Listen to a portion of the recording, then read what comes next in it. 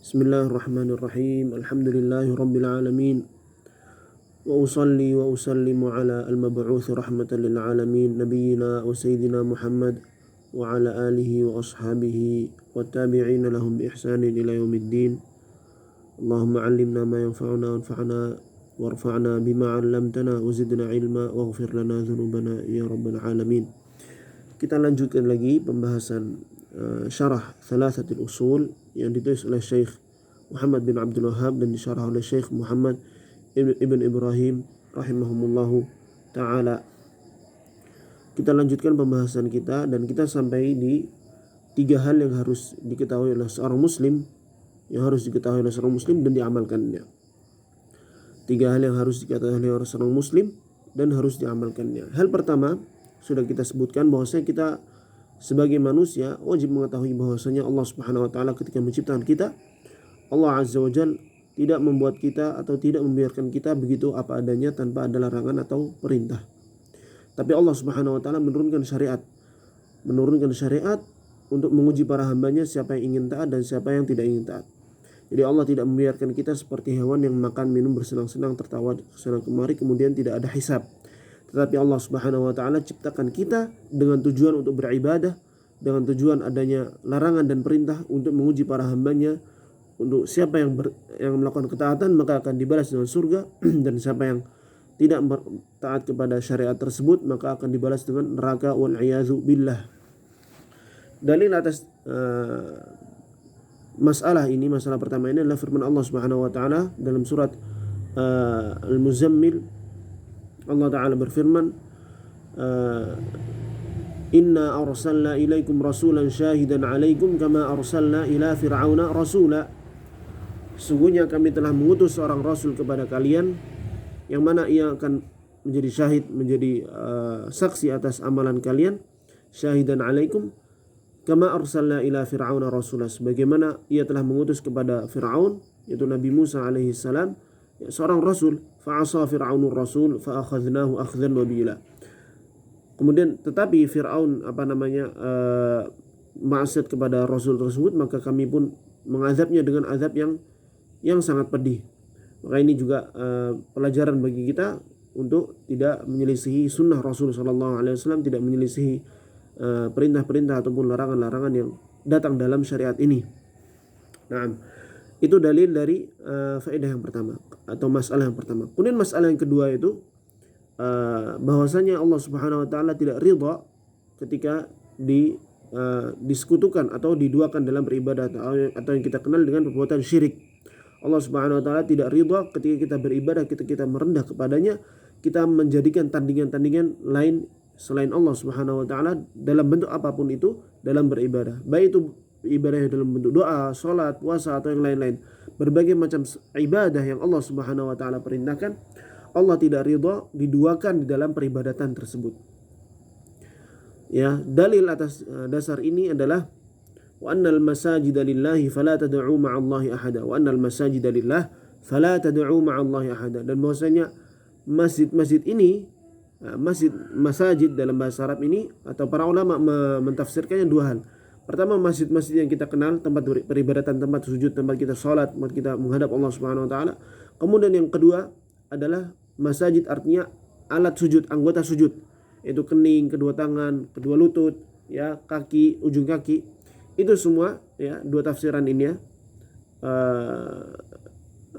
Alat-alat sujud, anggota sujud tadi dan juga masjid-masjid tadi adalah kepemilikan Allah Subhanahu wa taala, dan tidak boleh kita serahkan anggota sujud, anggota ibadah kita, astagfirullahaladzim, anggota ibadah kita, begitu juga tempat-tempat peribadatan kepada Allah Subhanahu wa taala kita gunakan untuk beribadah kepada selain Allah Azza wa Jalla. Kita gunakan kepada selain Allah Azza wa Jalla, ini sangat terlarang. Ini terlarang dan ini bentuk kesyirikan. Jadi ayat itu tadi maksudnya yaitu tempat-tempat sujud itu dari berupa anggota badan ataupun tempat-tempat sujud yang ada yang kita kenal tempat-tempat peribadatan, itu adalah kepemilikan Allah Subhanahu wa taala. Maka fala tad'u ma'allahi ahada, karena ia milik Allah maka jangan kita berikan kepada selain Allah. Karena ini milik Allah maka jangan kita berikan kepada selain Allah Allah Azza wa Jalla. Jangan kita berikan kepada selain Allah Azza wa Jalla. Begitu. Kemudian Syekh memberikan faedah di sini bahwasanya fala wa annal masajida lillahi fala tad'u, maka janganlah kalian berdoa. Berdoa di sini dalam ilmu syariat, dalam ilmu akidah dibahas ya. Maksudnya dimaksud dengan doa ini ada dua hal. Yang dimaksud dengan doa ini bisa dua hal. Pertama, doa yang di dalamnya ada permohonan, minta rezeki, meminta kelancaran hidup, meminta diberikan taufik, hidayah, meminta diberikan petunjuk, meminta diberikan dan lain sebagainya. Ini macam doa yang pertama. Kemudian doa yang kedua adalah doa yaitu meminta doa dalam bentuk ibadah-ibadah seperti kita puasa, kita sholat, kita bernazar, kita menyembelih, kita berbagai macam bentuk peribadatan. Kedua halnya dinamakan doa. Doa yang pertama dinamakan doa masalah, doa meminta. Adapun doa yang kedua dinamakan doa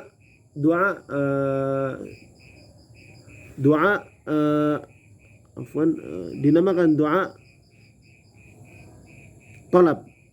Ya, doa tolab, doa masalah dan doa tolab.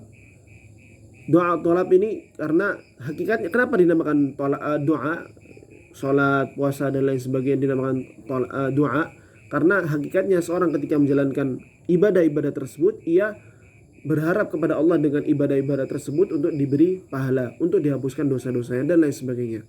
Artinya dengan doa-doa, dengan ibadah-ibadah yang dilakukan, dia berharap kepada Allah Subhanahu wa taala ya, ganjaran dan juga penghapusan dosa dan lain sebagainya. Maka ini juga dinamakan doaul masalah, doaul al-ibadah atau doa talab. Dua-duanya dinamakan doa. Jadi yang dimaksud dalam ayat ini ya, bukan cuma doa-doa yang kita kenal, yaitu doa meminta kepada Allah Subhanahu wa taala. Bahkan ibadah-ibadah yang lain juga itu termasuk dalam ayat ini. Fala tad'u ma'allahi ahada. Maka jangan kalian berdoa, maksud di sini adalah doa meminta dan juga doa berupa salat, puasa, berzikir dan lain sebagainya. Jangan kita serahkan kepada selain Allah dari sembahan-sembahan yang ada. Nauzubillah. Kemudian itu faedah dari ayat ini. Itu doa di sini mencakup seluruh doa. Fala tad'u bukan berarti cuma doa yang dilarang dalam ayat ini, tapi ayat ini juga melarang berbagai macam ibadah untuk diserahkan kepada selain Allah. Kemudian faedah berikutnya,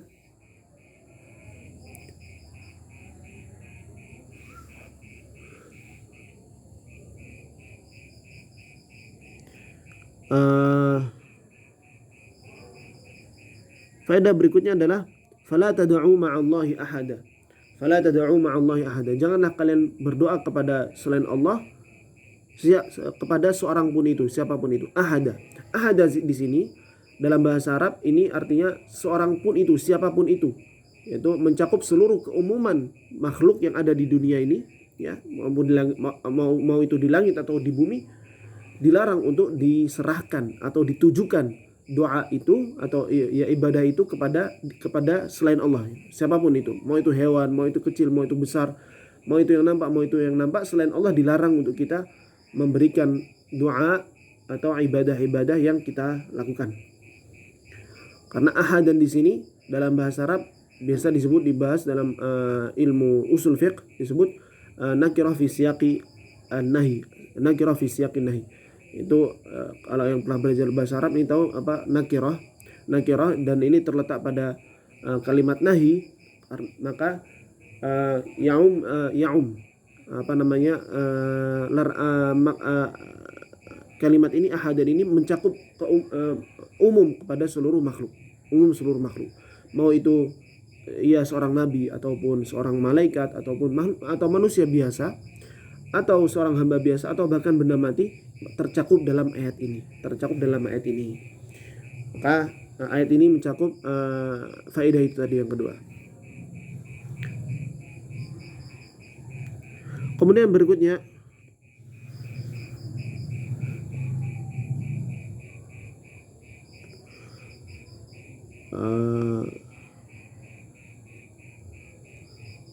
jadi itu tadi pembahasan tentang masalah kedua. Masalah kedua apa tadi? Bahwasanya Allah Subhanahu wa taala tidak ridha ketika ada seorang hambanya yang berbuat syirik atau menjadikan tandingan bersama Allah dalam peribadahan.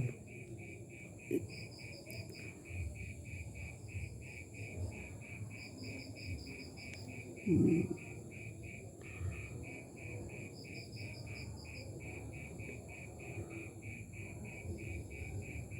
sudah. Dan juga perhatikan ya, masing-masing dari permasalahan ini ada dalilnya, dan itu kita ketika kita menjauhi kesyirikan, ketika kita bertauhid, ketika kita mengetahui tujuan peribadatan kita, tujuan diciptakannya kita, itu semua ada dalilnya, dan penting bagi kita untuk mengenali dalil-dalilnya. Kita tahu dalilnya, kita fahami dalilnya, kita dengar, oh Allah meminta kita seperti ini, oh Allah menjelaskan tujuan diciptakannya kita, dan seterusnya. Itu wajib ya, wajib kita dengar dan kita fahami, walaupun sekali dalam seumur hidup ya. Walaupun sekali dalam seumur hidup itu wajib kita jalankan ya. Afwan, kita wajib dengarkan ya. Afwan. Dan ini manhaj Ahlus Sunnah wal Jamaah ya. Dalam permasalahan usul akidah yang benar adalah bahwasanya kita wajib mendengar dalilnya. Jadi kita beragama ini tidak ikut-ikutan, tapi berdasar ya. Berdasar dan ada dalilnya.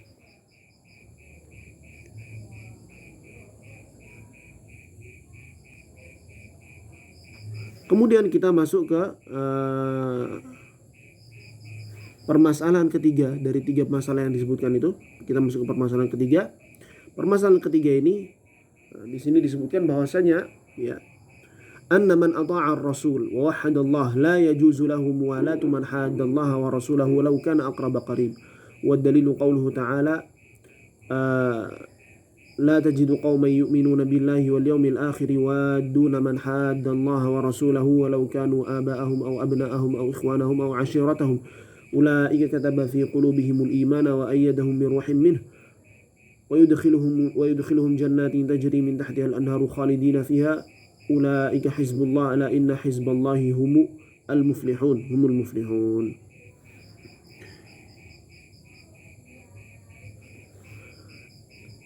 Maksud dari permasalahan ini adalah annaman, atau kita terjemahkan ya, kita pahami bersama-sama, kita terjemahkan annaman ata'a ar-rasul wa wahadallah la yajuzu lahum muwalatu man hadallaha wa rasulahu.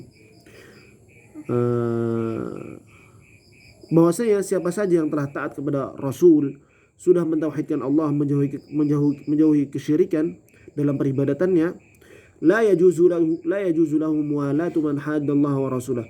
Tidak boleh baginya untuk berloyalitas mencintai orang-orang yang memusuhi Allah dan Rasulnya. Jadi haram bagi seorang muslim ya mencintai atau loyal, mencintai atau ngefans kepada orang-orang yang menjadi musuh Allah dan Rasulnya, itu orang-orang kafir.